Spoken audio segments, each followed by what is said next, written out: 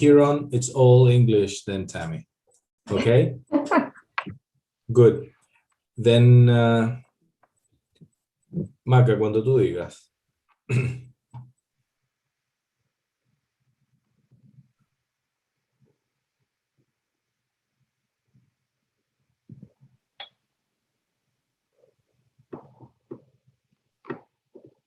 Okay, you can go on. Good. Thank you very much. Good evening, everybody. Welcome to this, our lecture masterclass from Dr. Tammy Aplin, a research fellow from the School of Health and Rehabilitation Sciences of the University of Queensland. She has been invited within the framework of our current cooperation, sponsored by the Vice Rectorship of International Academic Affairs of the Pontifical Catholic University of Chile and the University of Queensland through its international office and the School of Health and Rehabilitation Sciences.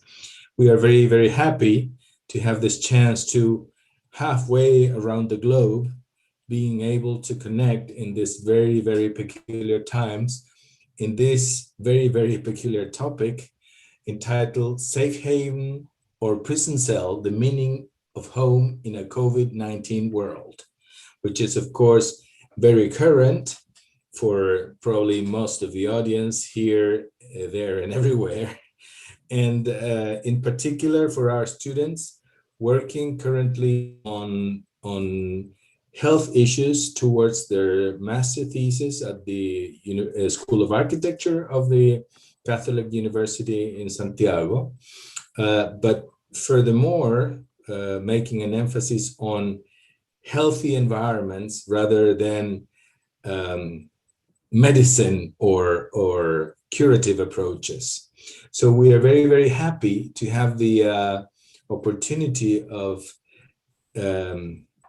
incorporating the contribution of Dr. Aplin in this context, and we are very, very thankful to her, to the University of Queensland, to our own Catholic University, to be able to address, to look at these topics in this broader perspective, including, of course, the more medical approach, if you will, but overall, looking at it in a spatial dimension, in a daily basis, and in this we are very happy to have this contribution. We have several students of our studio taking part in the Zoom meeting, and we're sure there are very many others also through the YouTube.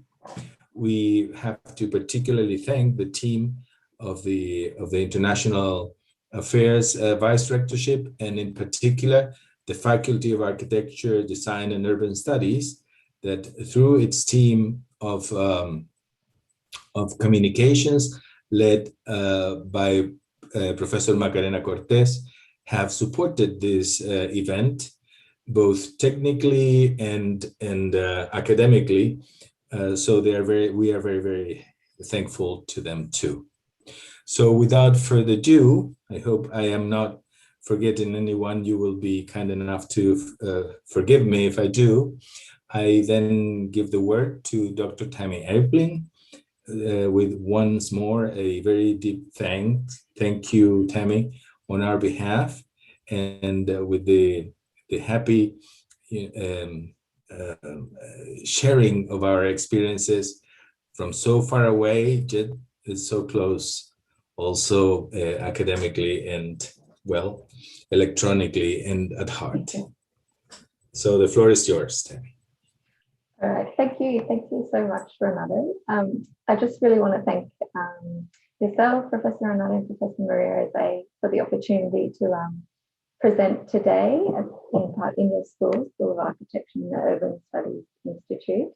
It's a really great opportunity, I think, to share ideas and to connect globally with other people interested in our environments and how they support our health and well-being. So I did change the focus of today's presentation a little, just in line with what I know the students are focusing on in their final year and their thesis. So I've gone a bit broader, and I thought I would talk to you today about occupational therapy's particular perspective on the environment and how we understand the environment and its influence on health and well-being. But before I get started, I just wanted to acknowledge the traditional owners of the land here in Australia where I'm presenting from today. So this is customary in Australia when you're doing a formal presentation. So I want to acknowledge the Turrbal and Juggera people, the Aboriginal people, the site on which I'm presenting from today at the University of Queensland, and just pay my respects to their ancestors and their descendants who continue the cultural and spiritual connections to country, and recognise their really valuable contributions to Australian society and the global society. I'm going to talk a little bit later about Aboriginal contributions to architecture and design in Australia. So I'm going to talk, I think, for about 40 minutes, a little bit less, and take questions at the end. But I'm also happy if there's something that's really burning that you want to ask throughout, please feel free to do that as well. So I'm an occupational therapist, and I'm going to explain more about that later. And currently I'm a research fellow between the University of Queensland and a hospital here in Brisbane. So my research sort of spans really clinical context, but also community, housing and home environments. So my research is really focused on the home environment, what's people's experience of home, how can we create home environments that enable people's health and well-being and to have a positive experience in that home, and the services that are provided in that home. A lot of occupational therapists provide support in the home, so how can we do a good job of that so that people's experience is positive at home. I'm also interested in the built environment more broadly, so around how we design our cities, our infrastructure, our transport to be more inclusive. So because we're talking about environments today, I thought I'd just start by sharing this is my home in Brisbane, and how it influences my health and well-being, because that's the focus of my research. It's about housing. So this is a home I bought 5 years ago with my husband, and it's been hugely beneficial towards my health and well-being because it's this lovely green environment, has a lot of space for two people. I can have pets. It's a place where I feel really comfortable and secure.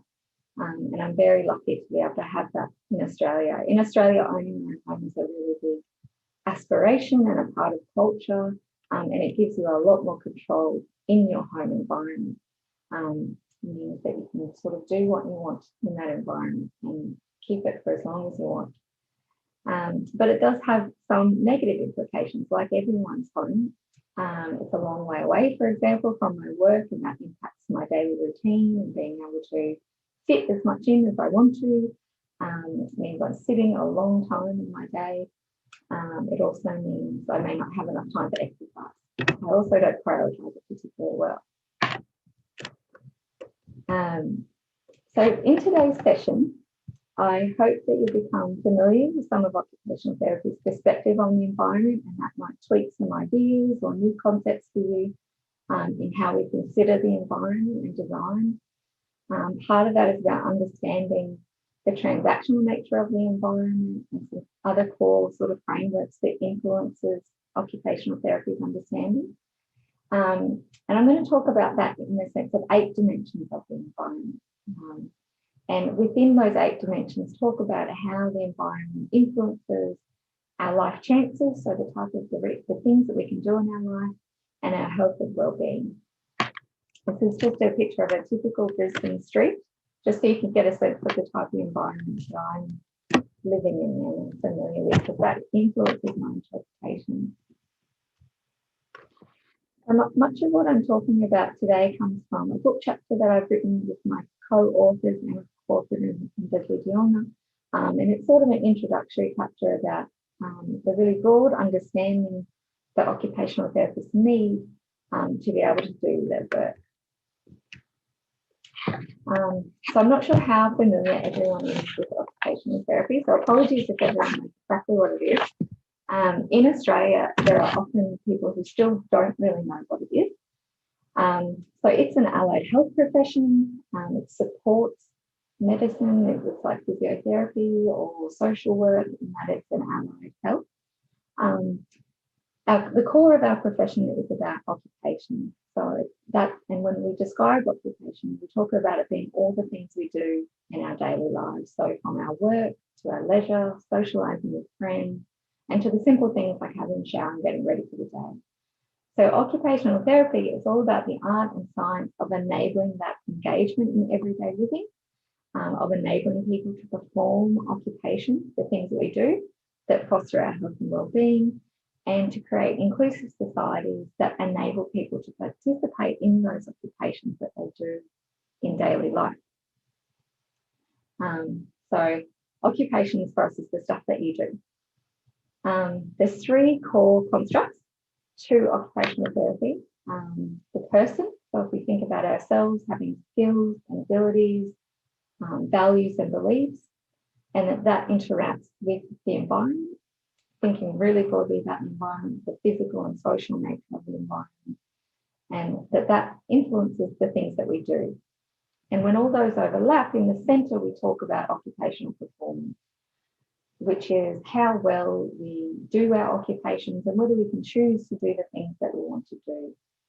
So if there's a good balance, then we have good occupational performance. So if we're healthy and we live in an environment that is supportive of us, we can do the occupations that we want to do. Whereas if there's an imbalance, so for example, if our environment is very restrictive, maybe if we're a wheelchair user, for example, we have less skills and abilities than what we had before if it was from an injury, and then our environment is not very well designed to enable access, then we have really poor performance. So this is sort of like the core beliefs of occupational therapy and what our profession is based on. So what we do, just go back a little bit, is we either change or work towards changing the person, so improving their skills and abilities, change the occupation, so change how we do things, or we'll change the environment to make that fit better. So my role as an occupational therapist was all about changing people's homes environment so that it better supports people being able to do things. So because we require that deep understanding, we do change people's environments to work towards people being able to do the things they want to do and have a healthy life. We require a really deep understanding of the environment and how it's multidimensional and it influences us as people and what we do. So the type of things that we do as occupational therapists to change the environment might be the home modifications on the top right here, where I used to install grab rails, or it might be equipment like shower chairs so that people can easily do the things they want to in their homes. It might be in consultation, in working with architects in designing home environments or in designing hospitals. We create sort of sensory rooms for children who might have disabilities or autism so that they can explore and feel safe in that space.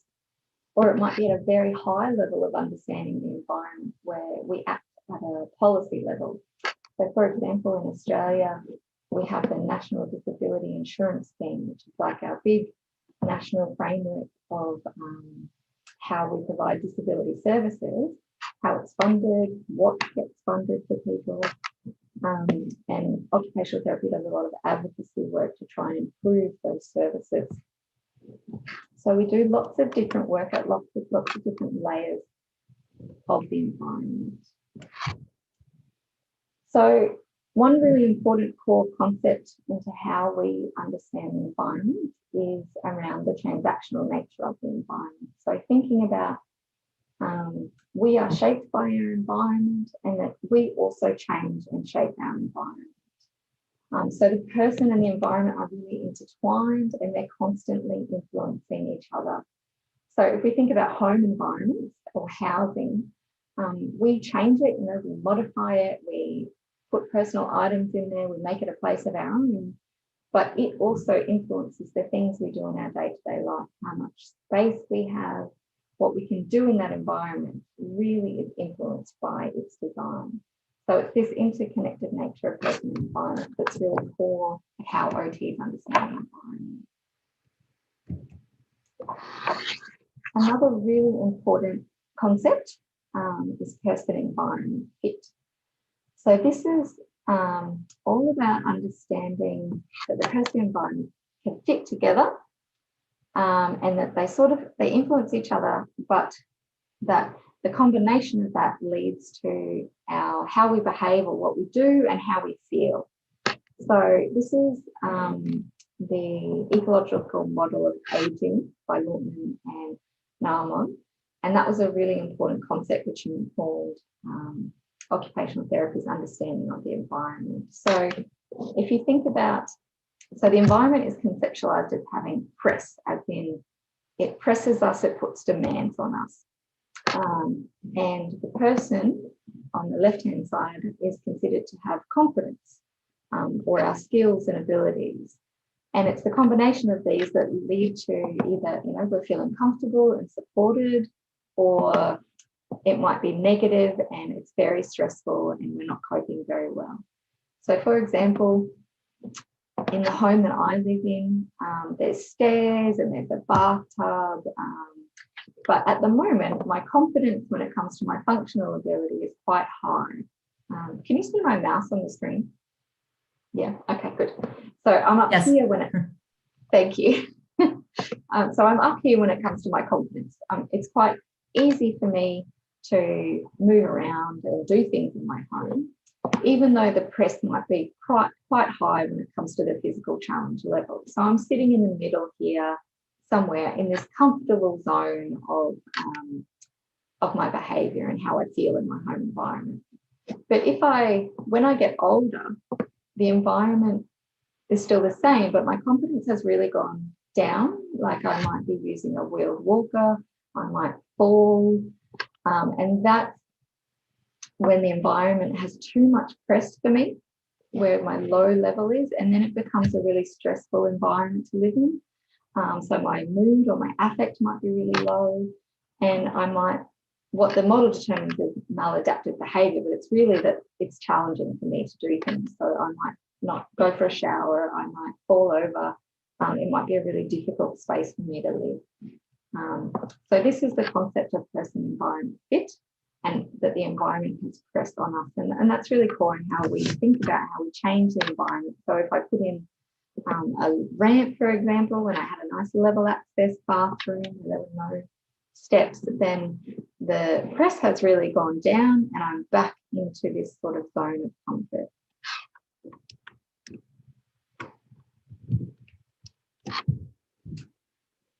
Another really important concept that's informed our understanding is some of the ecological models of the environment and development. So Bronfenbrennan's biological model of human develop is something that's really informed our understanding of the environment as therapists.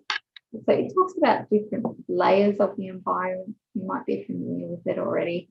So it sees the individual in the centre, and that there's this first layer of the microsystem where that includes things like our family, our peers, our school, and we all have interactions with those.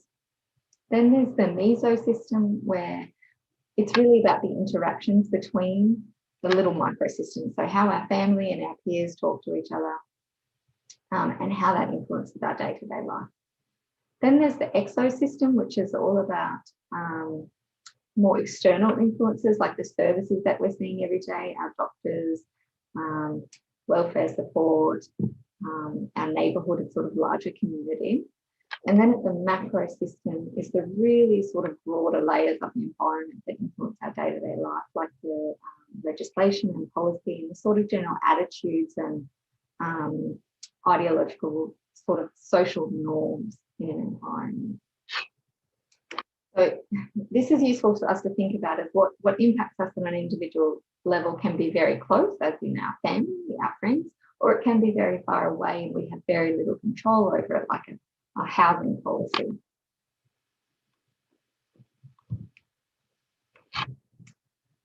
So what this really all comes together to sort of tell us is that the environment influences our life chances, our health, our well-being.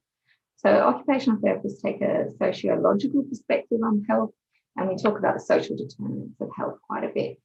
So the conditions in which people are born, grow, work, live and age, and those wider forces and systems in our daily lives are our social determinants of health.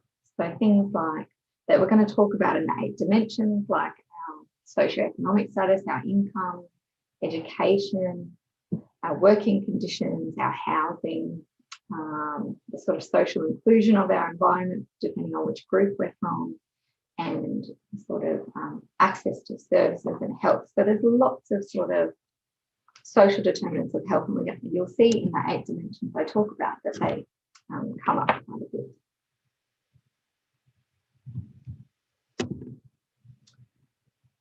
Okay, so I'm going to talk about 8 different dimensions of the environment.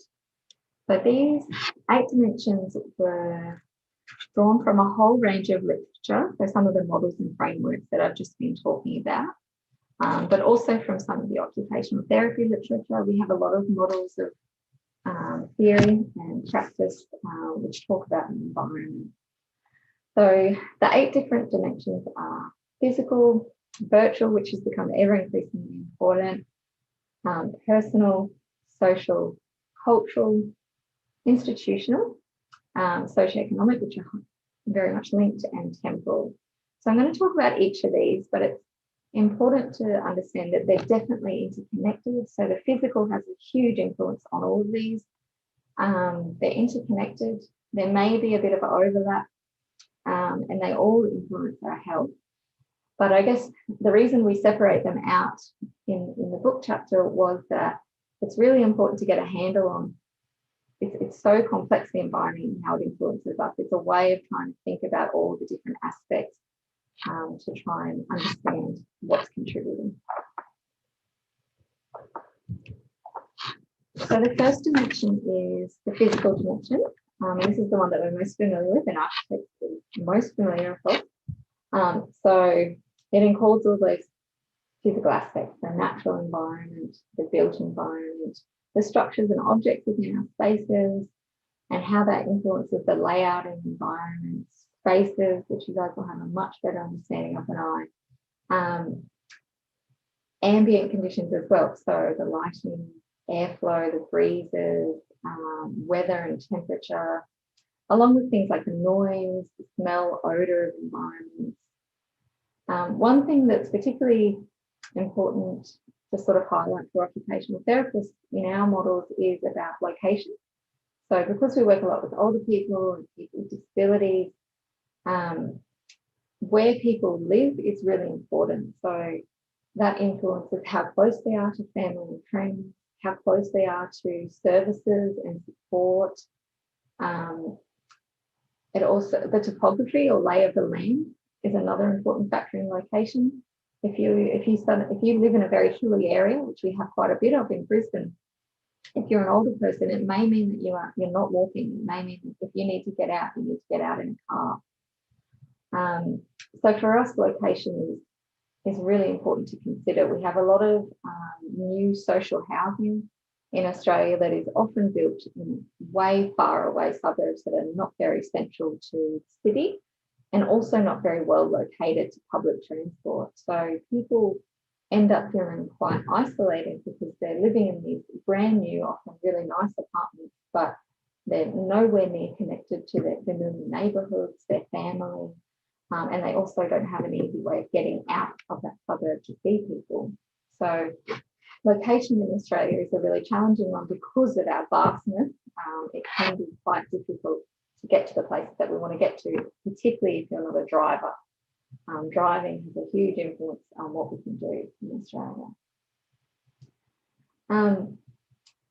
The other thing I wanted to touch on when it came to the ambient conditions is just a story of someone I met while I was doing interviews about what their experience of home was. And her story was a really, I think, striking story about how the physical environment impacts health and well-being. So this was an older lady who lived in a very small sort of studio apartment, so just one room with the bedroom, kitchen all combined. It was social housing, so it was very affordable, but very small. It was well located, so right in this sort of inner city suburb that's on the screen, like lovely parks, lovely walking areas, but it was very small and it had poor access, so there were stairs which were really challenging for her. But one of the main things that really bothered her was it was very dark, so it was a brick building, internally brick walls that were very dark. The lighting really bothered her, and the walls smelt like cigarette smoke. The person who lived there before her was a smoker, and the whole place just smelt really bad. So for her, she was so unhappy in that space. She spent as much time as she could out of the home because she felt so uncomfortable there. She also hated it because she couldn't have friends or family over for dinners to sort of share in that. She couldn't have her grandchildren stay over because there was no space for them to stay. So she was really struggling with living in that environment, really quite mentally unwell, I think, from that environment. But it was her only option. Before that, she was facing homelessness. So it was better, but it really was a challenging environment. And I think that's just a good example of how the home environment can really influence our well-being. So the concept of universal design, which I'm sure you're familiar with, has been really important in occupational therapy because we're all about creating inclusive environments for everyone. So universal design is really got other names: inclusive design, user design, but it's really all about creating inclusive products, inclusive built environments when we're designing things. So it's different to compliance. It's not just about meeting a tick box of we've created access. It's really about involving the users and creating an environment that is not only usable for all, which is one of its main aims, but also that it's comfortable and that it's elegant and beautiful. So there's the 8 goals of universal design. So the first thing, body fit, that the environment's accommodating a range of body sizes and abilities. Comfort is about ensuring that the environment is comfortable and enjoyable. Awareness is ensuring that any critical information is easy to be perceived. So thinking about signage, for example. Understanding is all about making the methods of operation really clear and sort of unambiguous, so you can figure out how to use things without thinking about it too much. Wellness is what we're talking about today, so making sure that the environment promotes health and that it avoids disease, it avoids impacting negative mental health outcomes. Social integration is all about treating all groups who use that space with respect and including them in the design. Personalisation is about, if we can, incorporating some choice and expression in the space. And cultural appropriateness is all about respecting and reinforcing the cultural values and social environment of any design context. So I've just put up an example of the St. Olav's Hospital in Norway. Norway is doing some really great things in universal design. They're really leading the way. So this hospital has won a number of awards for being a really well universally designed environment. They talk about universal design being a lot more than just following regulations or guidelines for creating sort of visitable or accessible environments. That if you really want to create environments that are going to support the physical and emotional well-being of people, that you need to include users in the design of the built environment. So when you design something, you want to make sure that the people who are going to use that environment are involved in the design. They are co-creating that design, and that we really need to consider what and how people use space. So what occupations in an occupational therapy language are carried out in the environment. So for example, social participation, how are people socialising and engaging with each other in the spaces that we're designing. So I've just put up this example of the visible housing design guidelines. These are guidelines that our Australian guidelines for how we should make home environments accessible. So for wheelchair users, people with mobility limitations, and a range of different users. These have been sort of like volunteer guidelines in Australia. If you were building a new house as an architect or as a huge developer, but no one's really taken them on board. So there's a huge push in Australia from disability groups, advocacy groups to make these legislated, so that these are incorporated into our building code, and so that every new home that's built has at least some basic accessibility features like a level access entry to the home, one bedroom on the ground level, and bathrooms that have reinforced walls so that you can easily install grab rails. So it's not universal design, but it's one step towards making a more inclusive environment. So that's the physical dimension. I wanted to talk about the virtual dimension, which is ever becoming more important, that we're on now.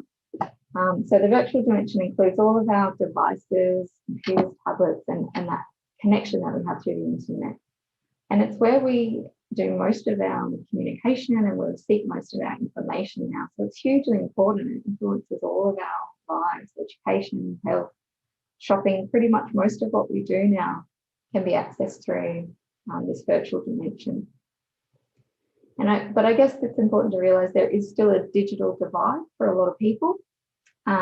Sometimes that's about awareness. So some older people in Australia, very old people, probably in their 90s, may not be aware of all the devices and they can't figure out how to use it. So it's not designed particularly well for them. So they're cut off from communicating. They're cut off from services that are easy to use. It might be simply about access, that there's, for a lot of countries around the world, there's still not good internet access. In Australia, just our size, there are still places where there's no internet. And the cost, whether that's the cost of the devices to be able to interact or the cost of the internet. Still, that there are lots of people who aren't a part of this world, and that has a huge impact on our life chances, whether we can access education, and how we interact in the world. I guess when we think about the physical environment, I find the physical environment is really needing to catch up with our virtual dimension to be able to support it. If I think about the classrooms that I teach in at UQ, there's a lot of old classroom here. We're an old university, one of the sandstone old buildings. They just don't work well anymore for the type of learning that we do.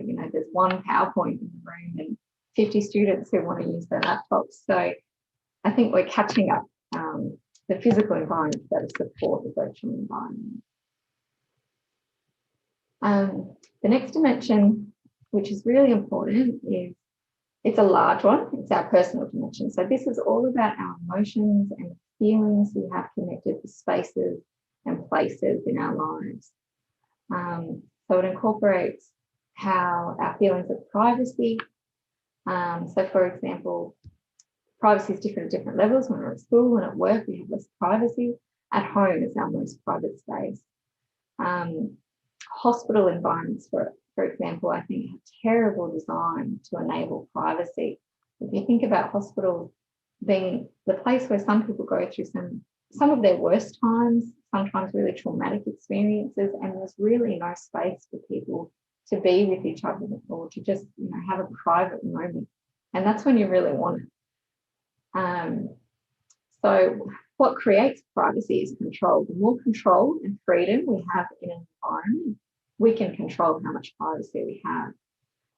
So freedom and control is particularly important in how we live our lives and how we experience the environment. We don't have a lot of control over a lot of our environments if we think about the built environment like transport and work environments, whereas our home is the place where we should have the most control.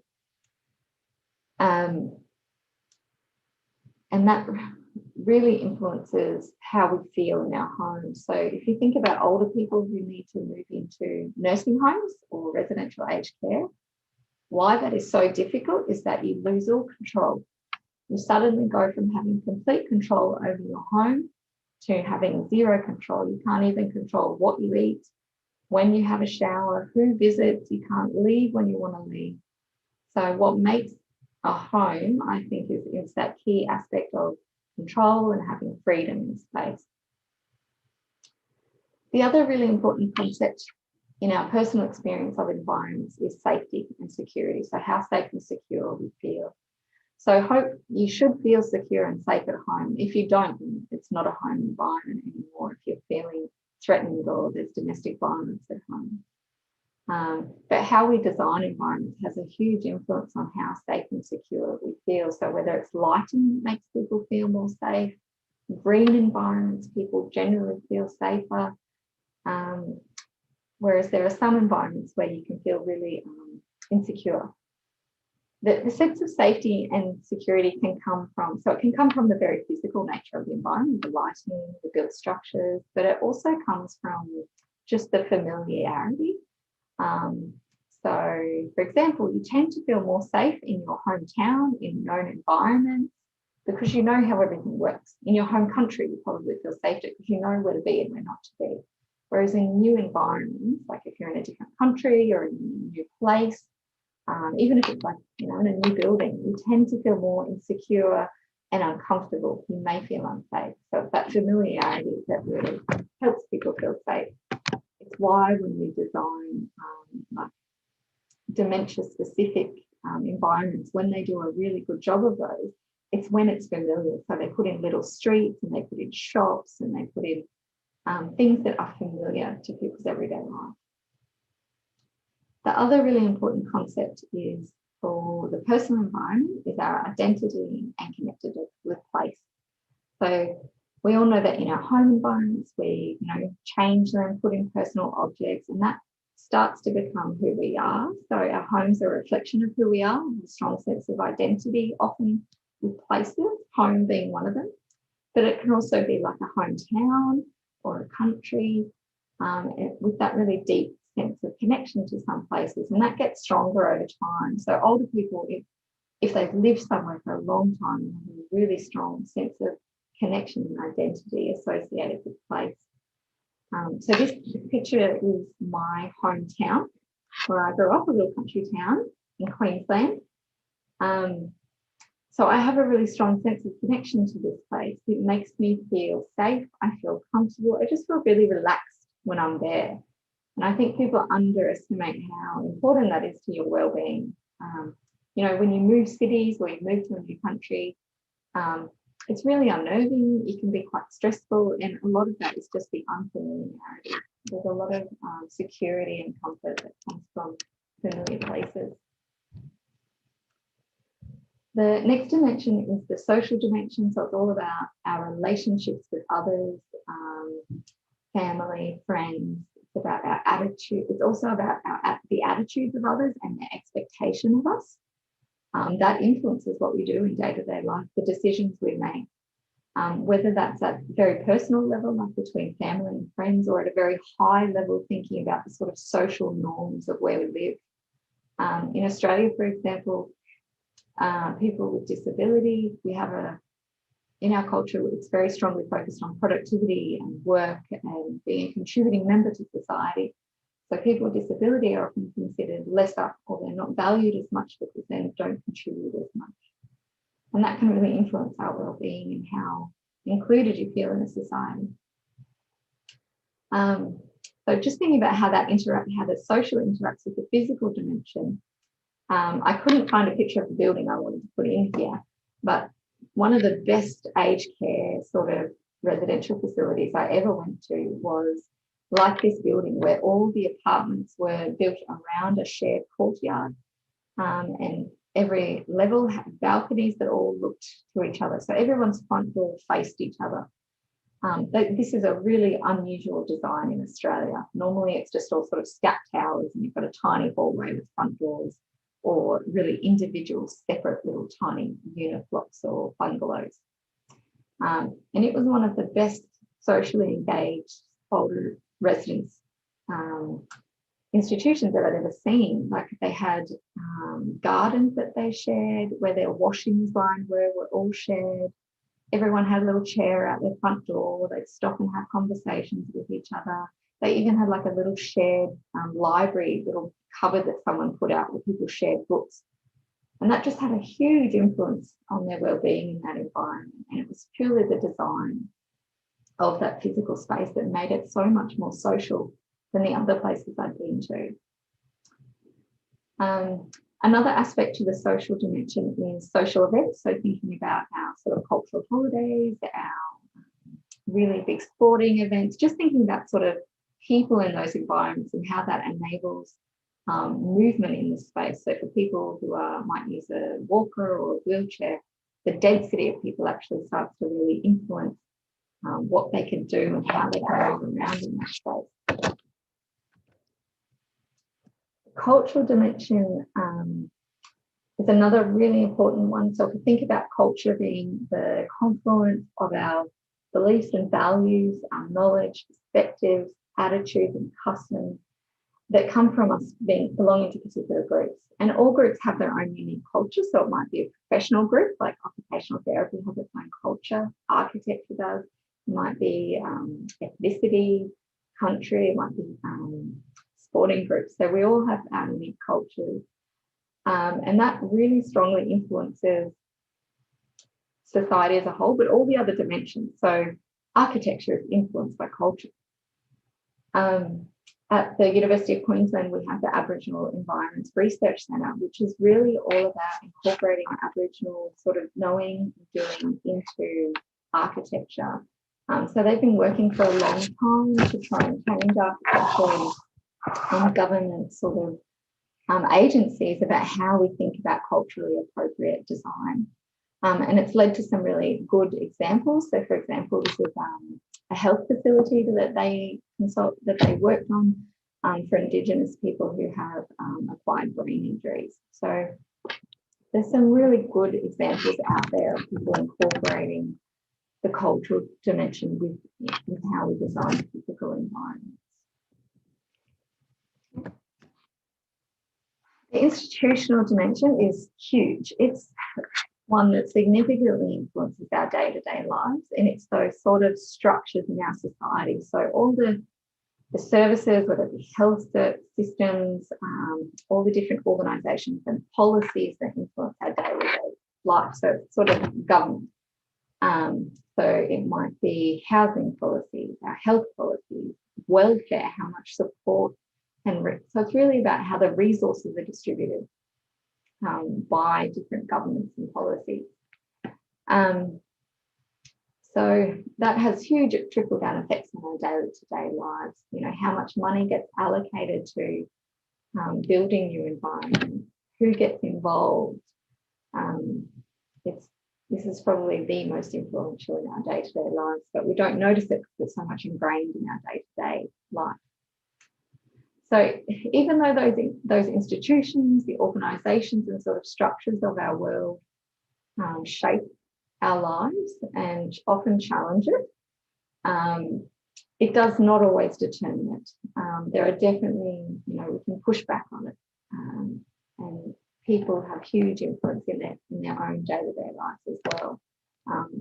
But just being really mindful that for particular groups of people, like older adults, people with disability, that the institutional dimension has much more impact because of that sort of culture and other environmental influences, the social, how we normalise what's in our society.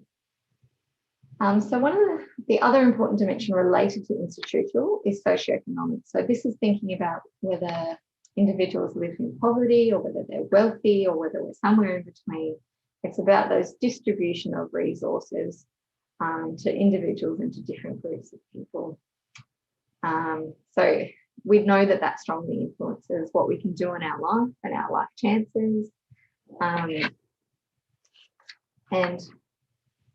it's not only influenced by other dimensions, so the institutional, about how much money you get if you're receiving a pension, for example. That has a hugely direct impact on the socioeconomic dimension. But the personal dimension influences it also.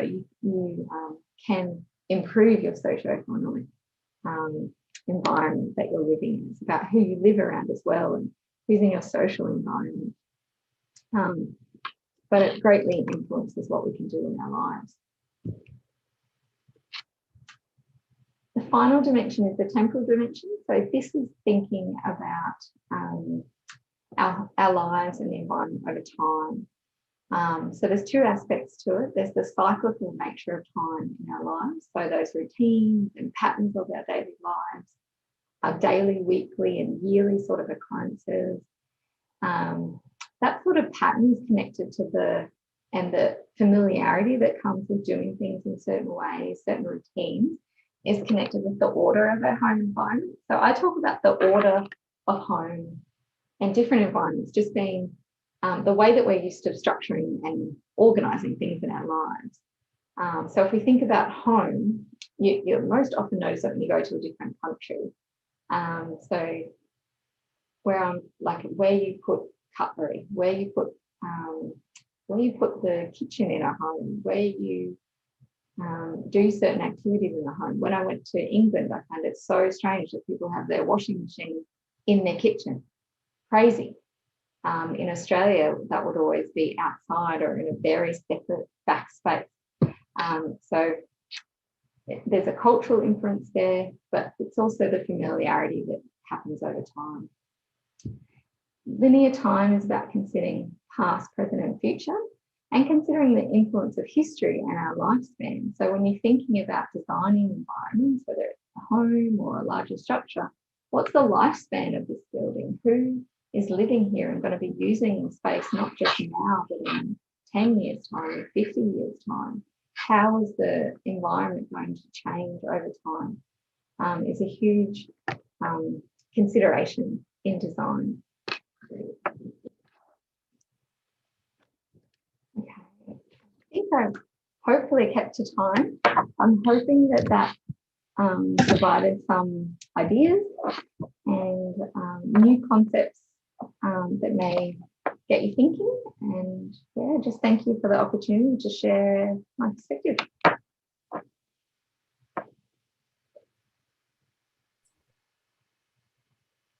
you very much, Tammy. Pleasure. Thank you. I'm sure you would be open to take a few questions from the audience here in the Zoom. Yes. Yeah. So if I open then the floor for any questions you may have.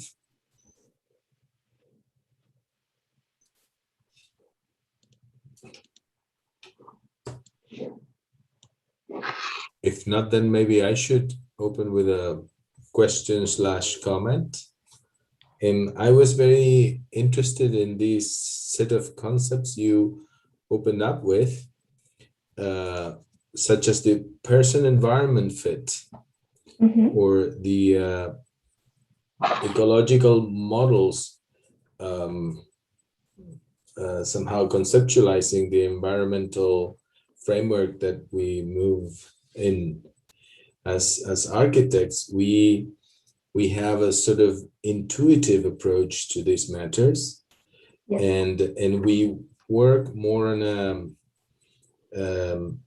experience-based and kind of trade learning, tutorial learning that is not really in these terms conceptualized, but in other terms such as cultural, historical, etc. You went into these later on when elaborating these 8 dimensions of the issues, but I would like to ask you to elaborate a bit on this, on these first 2 or 3, the environmental influences, the ecological models, and particularly the person-environment fit, because I think this is where more or less these disciplines touch.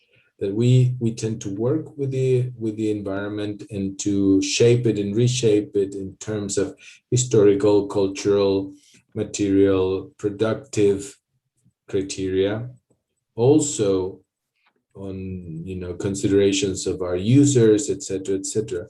But I think in this diagram it's very clear that you are looking at it as a kind of a friction zone between this idea of support and the idea of stimulation, and that is relative to a certain degree of competence to cope with this environmental pressure. So I think that's very interesting for us.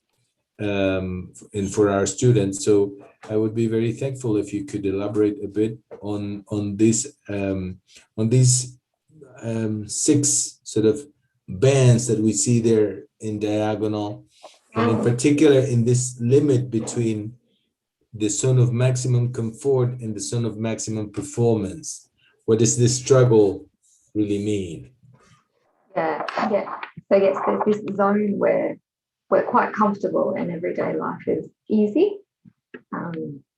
Whereas, yes, so the example I used before was of an older adult living in a home environment where the environmental press becomes too much. And that was in the physical environment, stairs and like a bathtub that they can't really manage. And that's quite gradual for someone as they age. So they may be doing quite well, like in that zone of maximum performance. And then they start to gradually get worse. Maybe their mobility is slipping a little. And then they're sort of in this marginal zone where maybe they're not feeling as comfortable, but it's not a huge problem. But then you can get into this really negative zone where it's impacting hugely on day-to-day life, where so for example, in Australia, we have a lot of homes that are high steps, so like 12 stairs, and then just everything upstairs, and there's nothing underneath the house. There are people who either have a disability quite quickly or older, and they just get stuck in their homes, and they can't leave unless an ambulance comes and takes them out of their home. So that would be in this zone, really just sort of struggling to live day to day, where the press is just so strong for when we think about a person having their competency in like the functional skills that they have. In that case, it's mobility, but it can also be people's cognitive skills as well. Or their emotional sort of regulation in environments. So for example, someone I used to work with who has an intellectual disability, she was never very good at interacting in new scenarios. She didn't have a good sense of personal safety, so she would, if someone asked her to walk into a house or go somewhere with a stranger, she would just say yes. So when it came to her understanding of interactions with people, her skills were quite low, which meant even in very sort of normal, what would seem not very high press or everyday environments like buying a cup of coffee, she was at risk. She was in this maladaptive zone because, up here, the press was too much because that environment for her was quite risky unless she had someone with her. So in that scenario, having someone with her changes the environment and reduces the press because we've changed the social environment. So it would be the same if we change a policy. For example, in Australia, if we change the legislation to make our building codes visitable, to make all homes more accessible, then the press of the environment is reduced for so many people that we've got a lot more people sitting in this good zone of sort of support and stimulation where they can, do things easily. So we can think about it at an individual level, but also at a society level of how we're changing the environment to meet the greatest amount of people's needs. I haven't talked about the too little press. So this, for example, if the environment is not challenging enough, so that would be prison environments, for example. They're so restrictive and there's nothing in them that stimulates you, that you are bored, and that you can become really unhappy and isolated, and it affects your mental health hugely because there's nothing happening in the environment and you're just in one confined space that never changes. I'm not sure if that's helpful to try and give you a bigger picture of how this, you can think about it in lots of different ways. So at an individual level and at groups, but then you can also think about the different types of the environment, the different dimensions of the environment.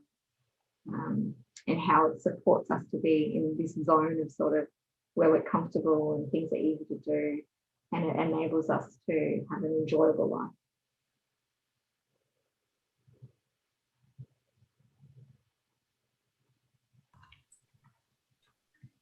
Many thanks. Good. Tammy. Go ahead, Maria Jose.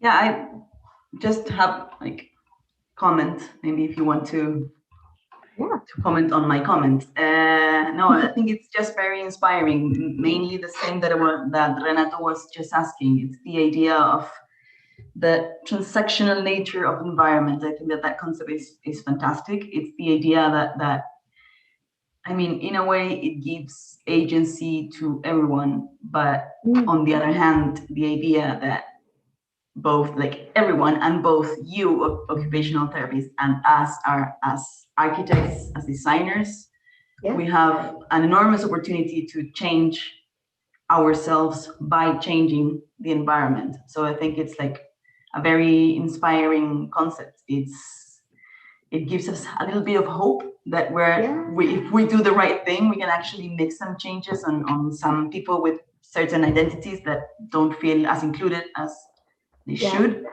So that's fantastically inspiring if we think about that from the health and well-being approach. Yes, it's a huge, yeah, it's like a massive concept. I'm really glad that it sparked that. Yeah, I really like it. It's very clear and very strong. And on the other hand, I was thinking about how big this is for us as designers. We usually think about the physical dimension of the environment. That's the main thing that we think about. And even though it has an enormous potential also for changing, for example, the layouts that you said that may kind of promote people gathering and meeting, that's like the most, maybe it's what we would usually do for approaching that issue, like in shape, but it's also in so many other aspects, like the idea of involving people, and I don't know, it's very, very inspiring as well, and also very sad how many of these aspects have been hindered by the pandemic. It's like almost every one of them. Every single one. So that's my comment. Just to thank you a lot for that very strong ideas. Thank you. I'm really glad that it was new ideas that created some sort of stimulation and thought. So that's great. Yeah, thank you, Tammy. I just wanted to comment about, you said something, include users in design of built environment and co-design.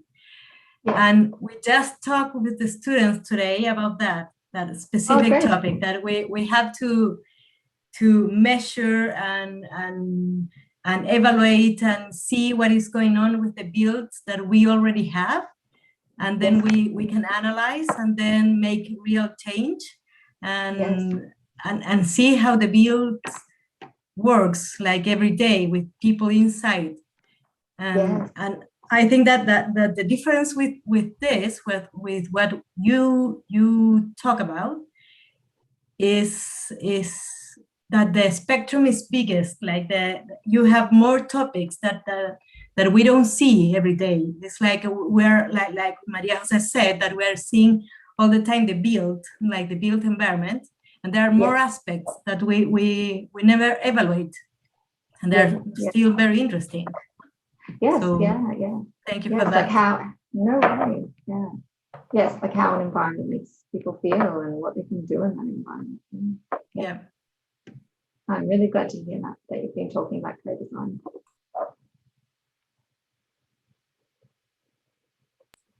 Good. Any further questions or comments from the audience? From the students, maybe? They are shying away. That's the same here.